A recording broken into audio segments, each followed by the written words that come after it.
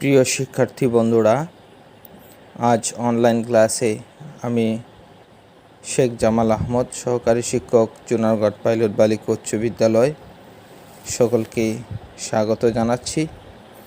আমি তোমাদের সামনে আজকে অনলাইন ক্লাসে অষ্টম শ্রেণীর বাংলা সাহিত্যের একটি উল্লেখযোগ্য কবিতা পাছে লুকে কিছু বলে এই কবিতা নিয়ে আলোচনা করছি।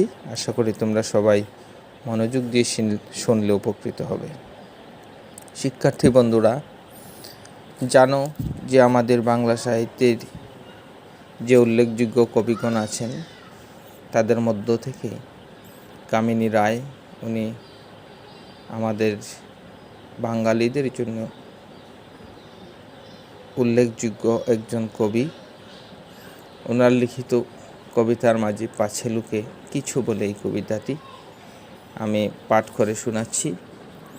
করিতে পারি না কাজ, সদা ভয় সদা লাজ, সংশয়ে সংকট সদা টলে, পাছে লোকে কিছু বলে। আড়ালে আড়ালে থাকি, নীরবে আপনা রাখি, সম্মুখে চরণ নাহি চলে, পাছে লোকে কিছু বলে। হৃদয়ে বোধ বোধ মতো ওঠে শুভ্র চিন্তা কত, মিশে যায় হৃদয়ের তোলে, পাছে লোকে কিছু বলে। কাঁধে প্রাণ জবে আখি, সযতনে শুষ্ক রাখি, নিরমল নয়নের জলে, পাছে লোকে কিছু বলে। একটি স্নেহের কথা প্রশমিতে পারে ব্যথা, চলে যাই উপেক্ষার ছলে, পাছে লোকে কিছু বলে। মহৎ উদ্দেশ্য যবে একসাথে মিলে সাবে, পারি না মিলিতে সেই দলে, পাছে লোকে কিছু বলে।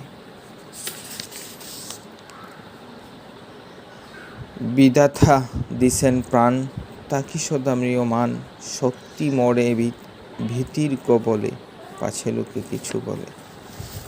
প্রিয় শিক্ষার্থী বন্ধুরা, আমি তোমাদের সামনে কবিতাটি পাঠ করে শোনালাম। এবার আমি আসছি বিশ্লেষণে। তোমরা সবাই মনোযোগ দিয়ে শুনলে আশা করি উপকৃত হবে। দেখো, এখানে আমি কবি কামিনী রায়ের প্রথম পরিচয় প্রদান করছি। কবি কামিনী রায়, তিনি বরিশালের বাসন্তা গ্রামে 1864 খ্রিস্টাব্দে জন্মগ্রহণ করেন। তারপরে তিনি জন্মের পরে শিক্ষা নিবেশ করে এক পর্যায়ে বিএ পাশ করেন 1886 খ্রিস্টাব্দে বেতুন কলেজে, কলকাতা থেকে। তারপরে তিনি 1933 খ্রিস্টাব্দে তার মৃত্যু হয়।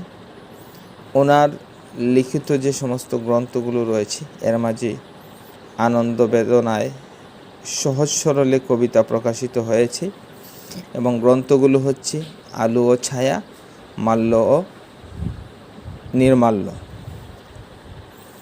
উনি গুঞ্জন কবিতা, ছোটদের জন্য একটি উল্লেখযোগ্য কবিতা তিনি রচনা করেছিলেন। তারপরে উনি জগৎ তারিণী স্বর্ণ পদকে কলকাতা বিশ্ববিদ্যালয় থেকে ভূষিত হয়েছিলেন। এই ছিল কবির জীবনীর অন্যতম কিছু পার্ট। এই কবিতার মাধ্যমে আমি তোমাদের সামনে উপস্থাপন করেছি।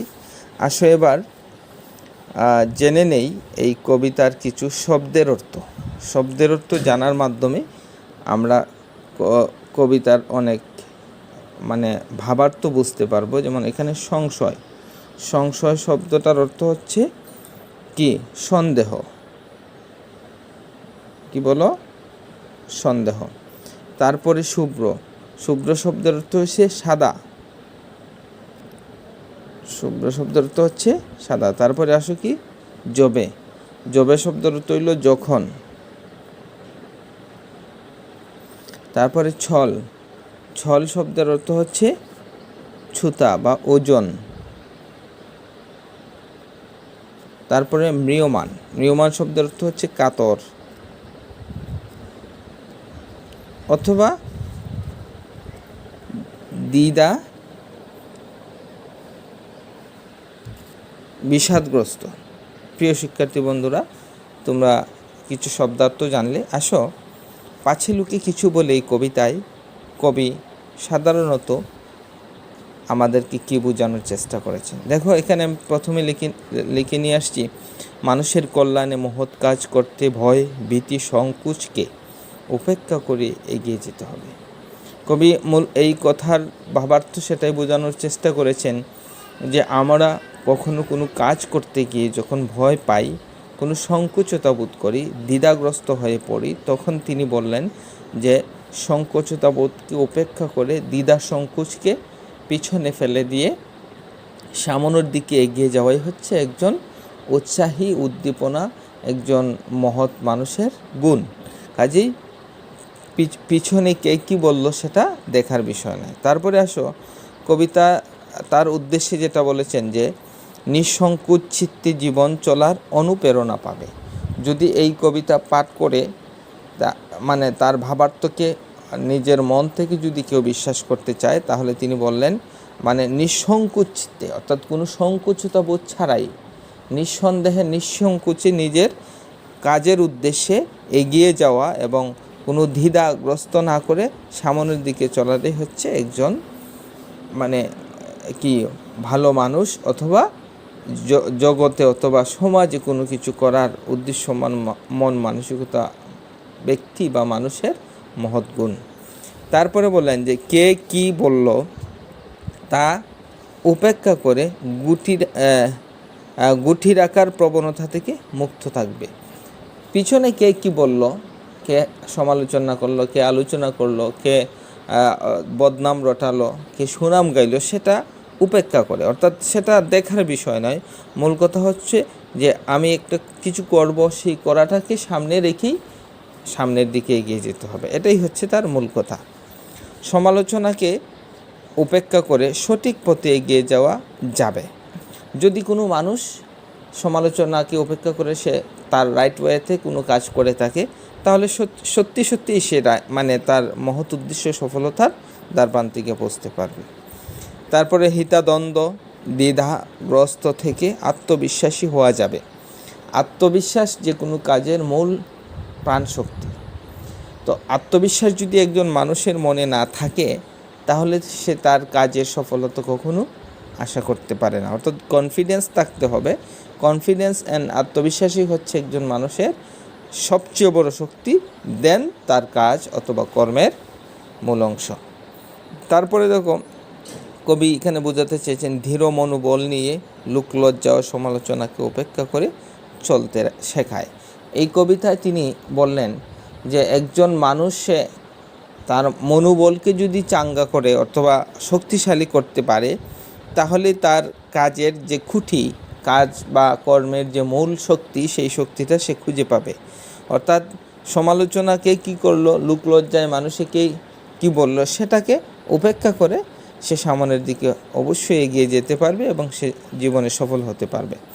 আড়ালে থাকিয়া নীরবে রাগ, সম্মুখের চরণ নাহি চলে, পাছে লোকে কিছু বলে। এখানে এই আড়ালে থাকিয়া নীরবে ডাক, সম্মুখের চরণ নাহি চলে। কিছু কিছু মানুষ আছে মানে প্রকাশ্যে এসে কোনো কিছু বলে না, আড়ালে থেকে মানুষকে কুমন্ত্রণা দিয়ে থাকে, অথবা মানুষের মানে যে কোনো একটা যুক্তি লজিক দিয়ে থাকে, বলে যে আসলে তোমার এটা ঠিক নয়, এটা এভাবে করা উচিত না।